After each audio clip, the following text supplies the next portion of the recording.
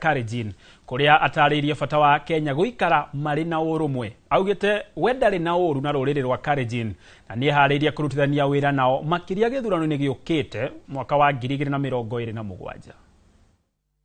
Kwa utangulizi mheshimiwa, tulipo watangazia wasikilizaji wetu kwamba tunazungumza na wewe siku ya leo, swali kubwa ambao wao wanataka kujua ni mlikosania nini na mheshimiwa rais, na je, tofauti zenu zinaweza kusuluhishwa wakati mwingine?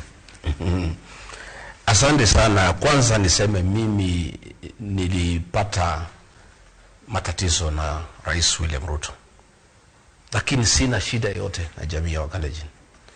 Na mimi nataka kwanza nichukue nafasi hii niseme mimi singekuwa naibu wa rais bila kura ya Wakalenjin.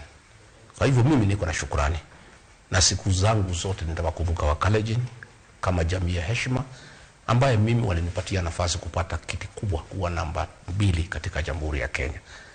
Na ninapoongea leo Wakalenjin bado kosea mimi hata siku moja, na singetaka mtu yeyote ajaribu kuweka uhasama kati yangu na jamii ya Wakalenjin ama kati ya jamii yangu ya Mlima Kenya na jamii ya Wakalenjin. Sisi tunaishi pamoja pale bonde la Ufa. Wakikuyu, Wakalenjin wanaoana, wanafanya biashara, wanaishi kwa amani, na mimi nataka iendelee kuwa namna hiyo. Kwa hivyo hata kabla hatujaendelea sana, niseme ya kwamba mimi nimekosana na mtu mmoja wa jamii ya Kalenjin, lakini sijakosana na jamii ya Wakalenjin, na siwezi kosana na hawa kwa sababu ni jamii ya heshima, na mimi mwenyewe walinitia heshima wakanipatia nafasi, na hawa bado fukuza mimi kwa kasi.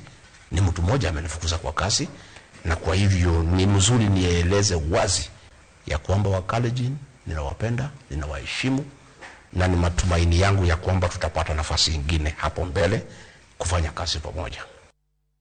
Tuingire ripoti